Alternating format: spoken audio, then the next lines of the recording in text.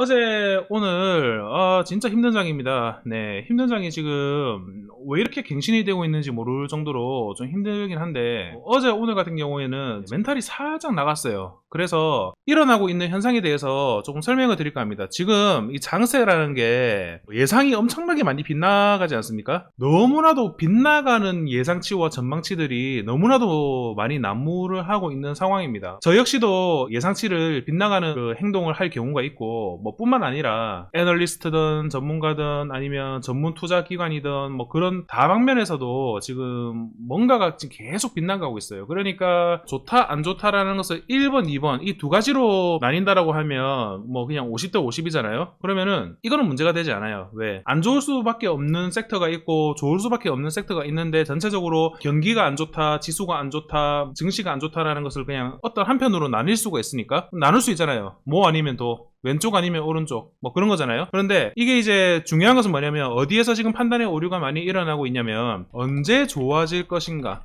언제까지 안 좋아질 것인가, 여기에서 지금 이게 시간이 들어갈수록 이 판단의 오류라는 게 굉장히 심화가 되고 있는 것 같아요. 그러니까 쉽게 말씀드리면은 뭐 우리 지수만 봐도 그래요. 지수만 봐도 뭐 요런 구간 있잖아요. 요런 구간. 네, 요런 구간에서는 사실상 전망이 계속 연속적인 상승이 나오고 하니까 뭐 하반기에는 좋아질 것이라는 전망이 나오는 것이고, 그리고 나서 또 이렇게 하락을 만들어내게 되면은 안 좋아질 것이다라고 바뀌는 거고, 그러니까 이게 뭐 여기에서 쭉 안 좋다라는 관점이 있을 것이고, 그리고 여기에서 뭐 이렇게 좋아질 거라는 관점이 있을 것이고, 이렇게 좋아질 거라는 관점이 있을 거란 말이에요. 그런데 투자를 하거나 아니면 매매를 하거나 시장 상태를 보게 되면 사실 요런 구간 때마다 우리가 속된 말로 좀 눈이 돌아가거든요. 네, 눈이 돌아가는 게 뭐냐면, 이제 반등, 이제 다시 괜찮아진다, 이제 좀 나아진다, 요런 희망을 조금 불어넣는 건데,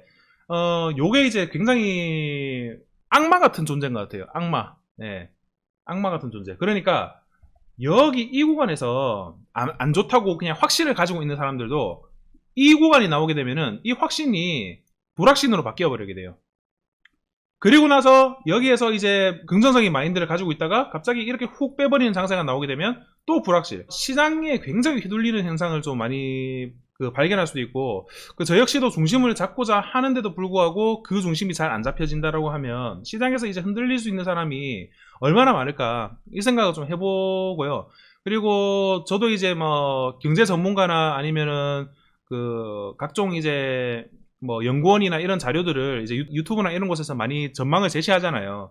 그런 걸 보는데 진짜 웃긴 댓글 봤어요. 주식 전문 애널리스트 출신이 이제 방송을 하는데, 며칠 전에 한 4일 전인가? 4일 전에 이제 장이 진짜 좋지 않았잖아요. 네, 좋지 않았어요. 이때 이제 그때가 아마 나스닥이 한 5% 빠지고 막 그랬을 시절인데, 이때 이제 인플레이션에 대해서 너무나도 간과하고 있다. 이 진짜 인플레이션은 시작도 안 했다. 뭐 요런 이제 썸네일을 달고 방송을 하더라고요. 네, 그랬는데 댓글이 뭐라고 했냐면, 이 사람 2주 전에 하락장 끝났다고 강력 뭐 매수 관점으로 말하지 않았나? 네, 요렇게 이제 댓글이 달리는 거예요. 이제 이렇게. 자, 그러면은 자, 요런 내용을 보게 되면은 시장이라는 게 얼마만큼 지금 흔들리고 있는가, 얼마나 흔들리면서 지금 진행이 되고 있는지를 단적으로 좀 보여주는 예인 것 같아요.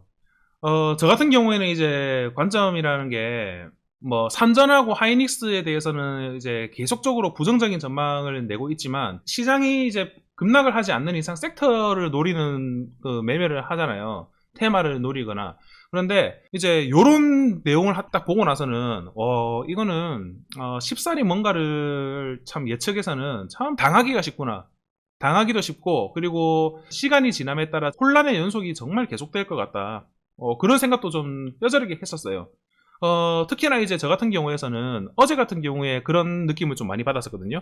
심지어 이제 이런 사람들도 지금 썸네일을 달았는데, 이제 요즘에 보면은 뭐 그 방송을 보는 사람이나 아니면은 뭐 구독자들이 주식이나 경제 사이클이나 아니면 뭐 투자에 대한 지식 수준이 상당히 높아진 것을 많이 느끼실 겁니다. 그러니까 이게 뉘앙스라는 것을 방송을 하는 그 주체가 말하는 어떤 뉘앙스에 대해서도 참 그 구별을 잘 한단 말이죠. 그러니까 얼마 전에 괜찮다라고 말했던 사람이 왜 극단적인 전망을 내냐 이거예요. 뭐 그 사람이 극단적인 행동을 해가지고 구독자를 떨어뜨리려고 그런 말을 했겠습니까? 그런 것은 아니거든요.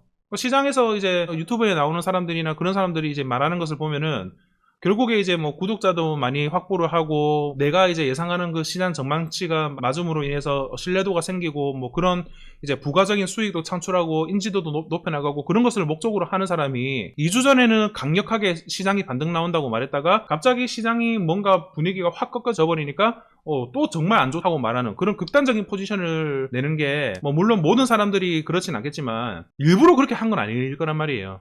일부러. 그런 거 보면은 시장이 전문 지식을 갖고 오랜 투자 경력을 가지고 있는 사람조차도 이렇게 좌지우지 흔들릴 수 있는 그런 포지셔닝을 지금 구사를 하고 있다라는 것을 저는 좀 많이 느꼈습니다. 여러분들의 생각은 어떠신지 모르겠습니다. 그래서 이런 부분에 대해서 시장의 난이도가 그냥 주가가 내려간다 올라간다라는 수준을 떠나서 이 전망치를 완벽하게 빗나가는 그리고 그런 단기적인 전망조차도 약간 빗나가는 그런 행태가 지금 많이 이루어지고 있다.